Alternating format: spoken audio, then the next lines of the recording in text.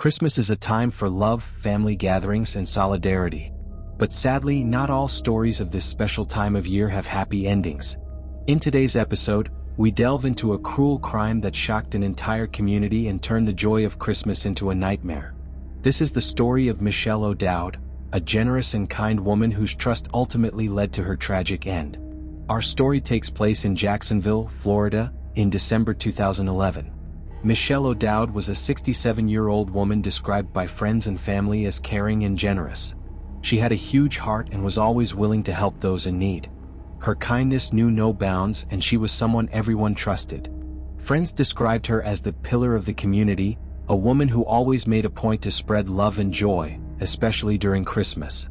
Like many Americans, Michele loved Christmas and made a point to decorate her home with lights, garlands, and of course, a stunning Christmas tree. The season was special to her, as it symbolized unity and hope. Michele was also known for her love of cooking and always prepared Christmas cookies to share with neighbors and family. She was the kind of person who went out of her way to keep the magic of this time of year alive. On the morning of December 2, 2011, Michele was supposed to meet her twin brother, Phil Axtell, for breakfast. The two were very close and rarely went a day without talking. But when she didn't show up and didn't answer her phone, Phil became worried. Michele was not the type to miss appointments or ignore calls. He decided to go to Michele's house to check if everything was all right. Upon entering the house, Phil noticed that something was wrong. The place was disorganized and Michele wasn't responding to his calls. As he walked through the rooms, the feeling of unease grew. The living room, usually spotless, had furniture out of place and items scattered on the floor. He went to the bedroom and found a scene he would never forget. Michele was dead, covered with Christmas decorations and partially hidden under a Christmas tree. It was a horrifying sight that turned the Christmas joy into absolute terror. The police were immediately called and the investigation began. Michele had signs of strangulation and facial injuries. The house showed signs that the perpetrator had tried to stage a robbery, but something was off. There was a crucial clue. Michele's bank card was missing, and transactions had been made shortly before her body was discovered. For investigators, this indicated that the primary motive for the crime was financial. But who could do something so cruel to such a kind woman? As detectives investigated the case, they discovered something shocking. The main suspect was a woman named Patty Michelle White. She wasn't a stranger in Michele's life. In fact, the two knew each other. Patty was facing financial difficulties and had become homeless. Generous as she was, Michele helped her, allowing Patty to stay temporarily in her home. Michele believed she was doing the right thing by lending a hand to someone in need, especially at such a significant time like Christmas. What Michele didn't know was that Patty also had a history of crimes. She had previously been arrested for theft and was desperate for money.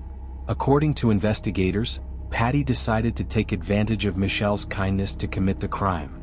The police managed to find footage of Patty using Michele's card to withdraw money from an ATM. This evidence, combined with witness testimonies, was crucial in linking Patty to the murder. Additionally, witnesses reported seeing Patty leaving Michele's house hurriedly on the night of the crime, carrying bags that appeared to belong to the victim.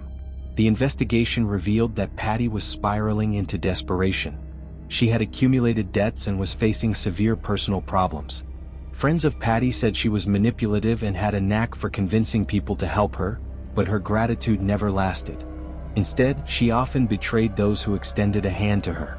This made the case even more painful for Michele's family, who knew she only wanted to help someone in need. Patty was located in South Carolina a few days after the crime and arrested. During interrogations, she confessed to the murder, claiming that her main motive was money. She knew that Michele kept bank cards at home and planned the crime with the intention of robbing her account. According to Patty's confession, she initially planned only to rob Michele while she slept. However, when confronted by Michele, the situation escalated into fatal violence. It was a cowardly act that took the life of an innocent woman and left a permanent mark on her family and community. Patty's sentence was severe, as it deserved to be. She was convicted of first-degree murder and robbery, receiving a life sentence without the possibility of parole. The court considered not only the brutality of the crime but also the fact that Patty took advantage of Michele's kindness to carry out her cruel acts. For Michele's family and friends, justice was served, but it would never bring Michele back. For Phil Axtell, losing his twin sister was devastating. He described Michele as his other half and said he never imagined he'd have to bury his sister in such a tragic way. He became an active advocate for causes promoting personal safety, especially for elderly people living alone. "My sister trusted people, and that trust cost her her life," Phil said in an emotional interview years after the crime.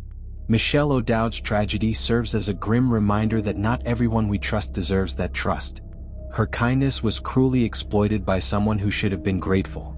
This story also highlights the importance of being cautious, even when dealing with people who seem to be in a vulnerable position. This Christmas, as we celebrate with our loved ones, may we remember Michele and honor her memory. May her legacy of generosity inspire others, but also teach us to be careful with whom we let into our lives. Kindness is a virtue, but we must balance it with caution. If you enjoyed this episode, don't forget to like, subscribe to the channel, and turn on notifications so you won't miss any cases.